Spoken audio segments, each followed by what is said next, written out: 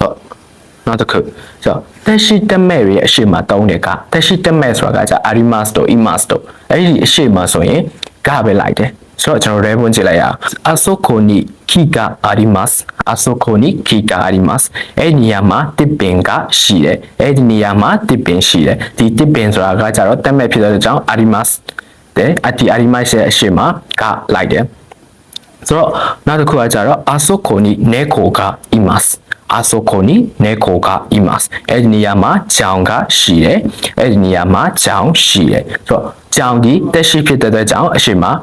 ကလိုက်တယ်။တက်ရှိတက်မဲ့ရဲ့အနောက်အရှိမကအမြဲတမ်းလိုက်တယ်။ဆိုတော့ကျွန်တော်ဒါလည်းမှတ်ရပို့လွယ်ပါတယ်။ဆိုတော့နောက်တစ်ခုသွားတာကိုလုံနိုင်တဲ့စွမ်းရည်ဒါမှမဟုတ်မရင်မစွမ်းဆောင်နိုင်တဲ့အရာတွေရဲ့အရှိမ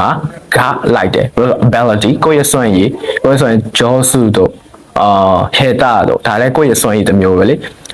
စားနိုင်တယ်တို့မစားနိုင်ဘူးတို့တောက်နိုင်တယ်မတောက်နိုင်ဘူးဆိုတော့ဒါလည်းစွမ်းရည်တစ်မျိုးဖြစ်တဲ့အတွက်ကြောင့်ဒီစွမ်းရည်တွေရဲ့အရှိမကလိုက်တယ်ဆိုတော့ကျွန်တော် reborn ကြည့်လိုက်အောင်私は料理ができます私は料理ができますဒါလည်းကိုယ့်ရဲ့လုပ်နိုင်တဲ့စွမ်းရည်ဖြစ်တယ်ကျွန်တော်ဟင်းကိုချက်နိုင်တယ်ကျွန်တော်ဟင်းချက်နိုင်တယ်ကျွန်တော်ဟင်းချက်နိုင်တယ်ဆိုတော့できますရဲ့အရှိမကလိုက်တယ်私は歌うことができます私は歌うことができますကျွန်တော်တခြင်းဆိုနိုင်တယ်ကျွန်တော်တခြင်းဆိုနိုင်တယ်ဒါလည်းကိုယ့်ရဲ့စွမ်းရည်ပဲ